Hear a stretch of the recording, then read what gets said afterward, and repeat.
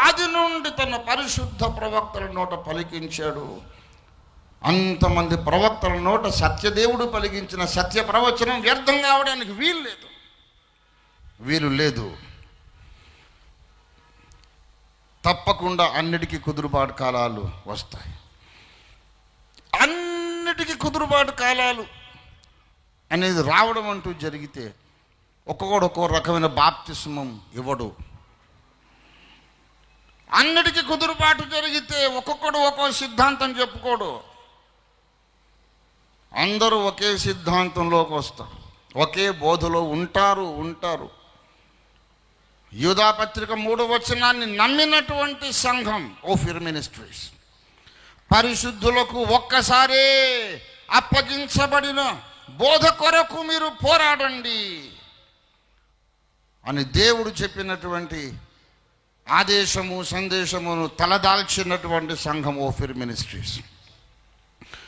మనం కలిసి కూడుకున్నాం, సమాజంగా కూడుకున్నాం. ఎక్కువసేపు వాక్యం ధ్యానించలేదు, అయినా సరే పర్వాలేదు.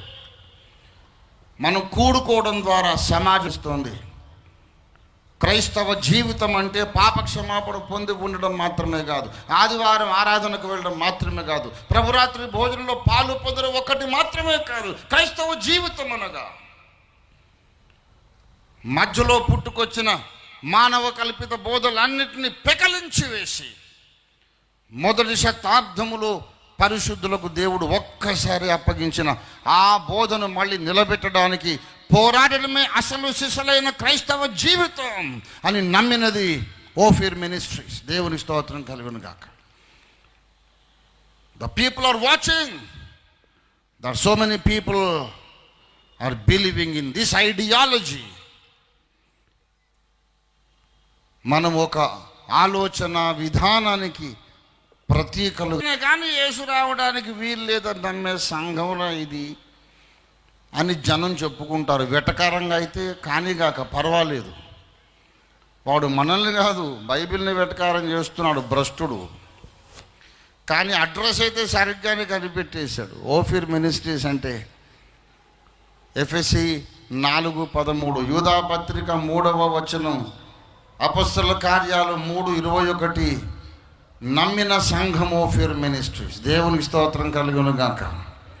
ఇదే కాదు, బైబిల్లో ఉన్న ప్రతి అక్షరమును నమ్మిన సంఘం ఓఫీర్ మినిస్ట్రీస్. దేవుని స్తోత్రం కలుగును గాక. హల్లెలూయా, హల్లెలూయా.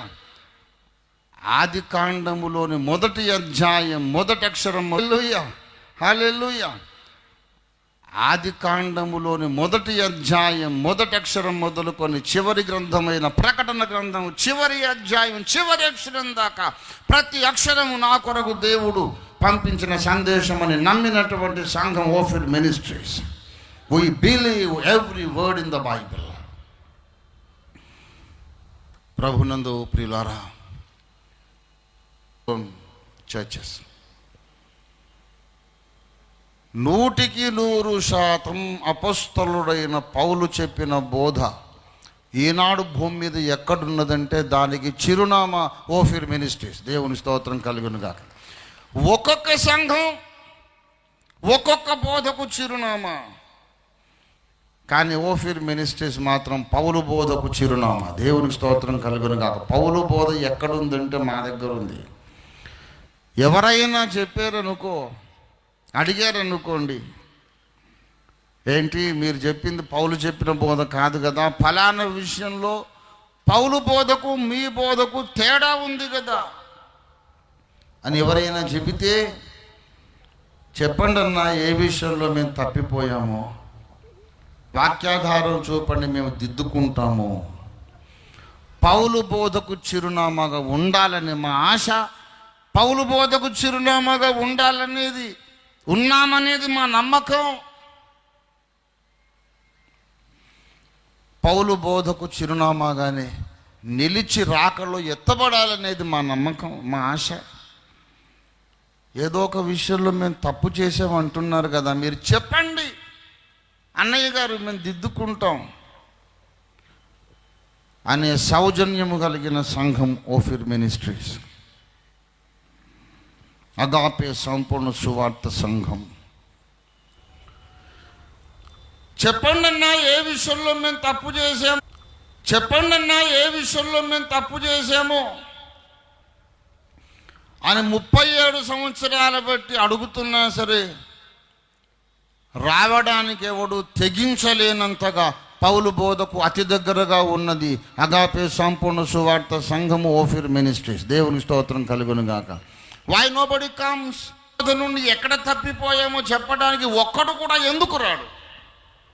37 సంవత్సరాలు కావాలా? ఎందుకు రాడంటే మనం చెప్పలేమండి. ఆల్రెడీ వాళ్ళు ప్రతి ప్రశ్నకు ఆన్సర్తో రెడీగా ఉన్నారు. వాళ్ళను మనం ఏ విషయంలోనూ తప్పని నిరూపించలేమని క్రైస్తవ సమాజం భయపడుతుంది, క్రైస్తవేతర సమాజం కూడా భయపడుతుంది. ద్వేషిస్తారు కానీ మా ముందుకైతే రాలేరు. దూరం కూర్చొని సణుక్కుంటారు, గొణుక్కుంటారు, బురద జల్లుతారు కానీ ముందుకొచ్చి కళ్ళల్లో కళ్ళు పెట్టి నిలబడి తేరి చూడగలిగిన ధైర్యం భూమి మీద ఒక్కడికన్నా లేనంతగా వాక్యాగ్నితో నింపబడిన నిప్పులాంటి సంఘం అగాపే సంపూర్ణ సువార్త సంఘం ఓఫిర్ మినిస్ట్రీస్. సెల్ఫ్ డబ్బా కొట్టుకుంటున్నాను అనుకోకండి, సత్యం డబ్బా కొడుతున్నా. దేవుని స్తోత్రం కలుగును గాక. హల్లెలూయా.